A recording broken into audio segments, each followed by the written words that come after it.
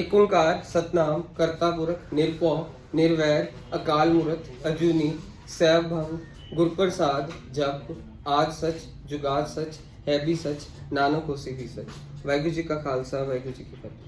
Dear students, in this video I am going to cover important topic of employment unemployment chapter formal and informal sector। Formal sector of economy वो वाला sector of economy है यहाँ पे 10 या 10 से ज्यादा workers रख दिए जाए, और इनफॉर्मल सेक्टर वो वाला सेक्टर ऑफ इकोनॉमी है जहां पे 10 लेस देन 10 वर्कर्स रख दिए जाएं, उसे इनफॉर्मल सेक्टर कहते हैं।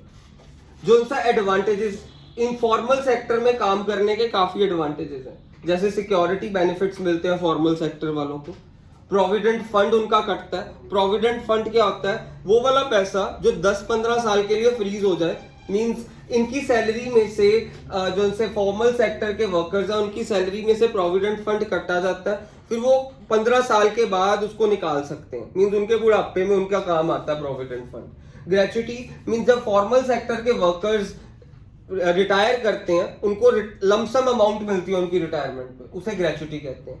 इनको हेल्थ बेनिफिट्स मिलते हैं, ईएसआई कार्ड्स बनते हैं इनके। फॉर्मल सेक्टर के वर्कर्स ट्रेड यूनियन बना सकते हैं। ट्रेड यूनियन मींस अगर कोई in formal sector of economy की कोई इंडस्ट्री जैसे मारुति उद्योग है, वहां पे उनका कोई मैनेजर या एम्प्लॉयर अपने वर्कर को थप्पड़ मारेगा तो वो सारे वर्कर्स एक जगह पे इकट्ठे होके धरना प्रदर्शन करेंगे। वो ट्रेड यूनियन है। ट्रेड यूनियन का एक ऑफिस होता है हर शहर में जहां पे हर इंडस्ट्रीज के ट्रेड यूनियन अपने आप को लिस्ट करवाते हैं, और यहाँ के वर्कर्स फॉर्मल सेक्टर के they are protected against unsecure certainties of market. अब कोरोना वायरस जैसे आया, कोरोना वायरस के कारण काफी लोगों की जॉब्स छूटी। अब काफी लोगों की जॉब्स छूटने के कारण क्या हुआ यहाँ पे, बट जो से फॉर्मल सेक्टर ऑफ इकोनॉमी के लोग हैं उनकी जॉब्स नहीं छूटी हैं, तो they are protected against the unsecurities of market, uncertainties of market. Formal sector वालों को नौकरी देनी पड़ी, एम्प्लॉयर को निकालना नहीं पड़ा, वहां पे निकालना उसके लिए पॉसिबल ही नहीं था, मींस उनको पूरी सिक्योरिटी मिली हुई है अनसर्टेनिटीज ऑफ मार्केट की, फॉर्मल सेक्टर के वर्कर्स को। अब हमारे देश में फॉर्मल सेक्टर की गिनती, टोटल वर्कर्स है 40 करोड़। 40 करोड़ में से फॉर्मल सेक्टर में काम करने वाले कितने लोग हैं? 10% सिर्फ। 10% सिर्फ फॉर्मल सेक्टर में काम करते हैं, और उसमें से 90% कहां पे काम करते हैं? इनफॉर्मल सेक्टर में।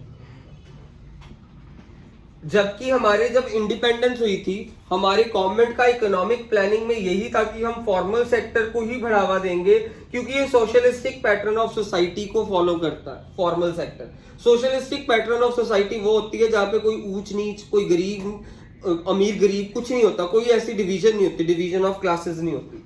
बट फिर भी हमारे देश में इनफॉर्मलाइजेशन को, इनफॉर्मल सेक्टर को बढ़ावा मिलता गया।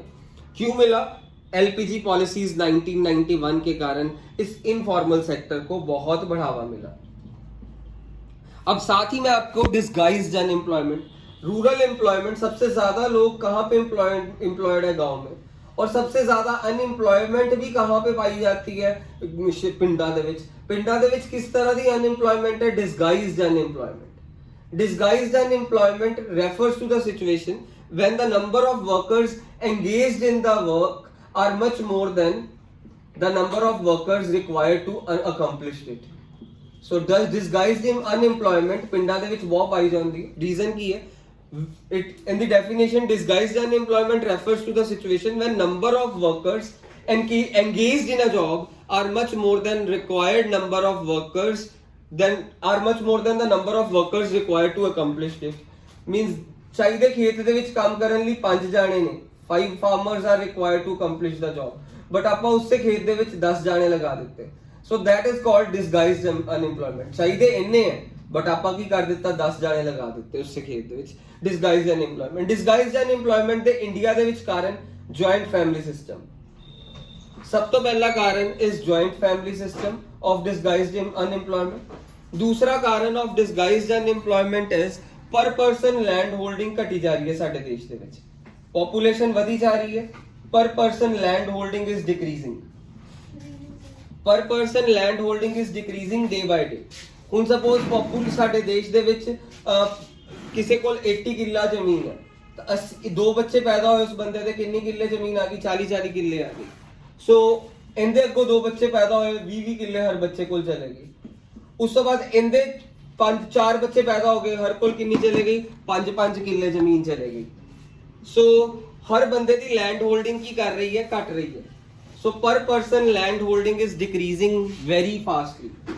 ਸੋ ਤੁਹਾਨੂੰ ਦੱਸਿਆ 80 ਕਿੱਲੇ ਜ਼ਮੀਨ, 2 ਬੱਚੇ ਪੈਦਾ ਹੋਏ 40 ਕਿੱਲੇ, ਦੈਨ ਅੱਗੇ ਇਹਦੇ 2 ਬੱਚੇ ਉਹਦੇ ਕੋਲ 20 ਕਿੱਲੇ ਚਲੇ ਗਈ ਜ਼ਮੀਨ, ਅੱਗੇ ਇਹਦੇ 4 ਬੱਚੇ ਪੈਦਾ ਹੋ ਗਏ, ਪਰ ਪਰਸਨ ਲੈਂਡ ਹੋਲਡਿੰਗ ਘਟ ਰਹੀ ਹੈ। ਇਸ ਕਾਰਨ ਡਿਸਗਾਈਜ਼ਡ ਅਨਇੰਪਲੋਇਮੈਂਟ ਸਾਡੇ ਦੇਸ਼ 'ਚ ਬਹੁਤ ਹੈ।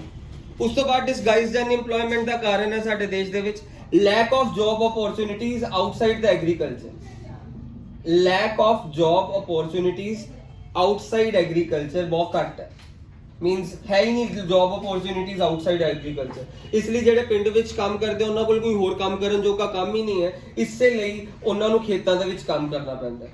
Lack of job opportunities outside agriculture, ਚਾਹੇ ਜ਼ਰੂਰਤ ਨਹੀਂ ਵੀ ਹੈ ਤਾਂ ਵੀ ਉਹਨਾਂ ਨੂੰ ਖੇਤਾਂ ਦੇ ਵਿੱਚ ਕੰਮ ਕਰਨਾ ਪੈਂਦਾ ਕਿਉਂਕਿ ਹੋਰ ਕੋਈ ਜੌਬ ਓਪਰਚੁਨਿਟੀਜ਼ ਹੀ ਨਹੀਂ ਹੈ। That's it.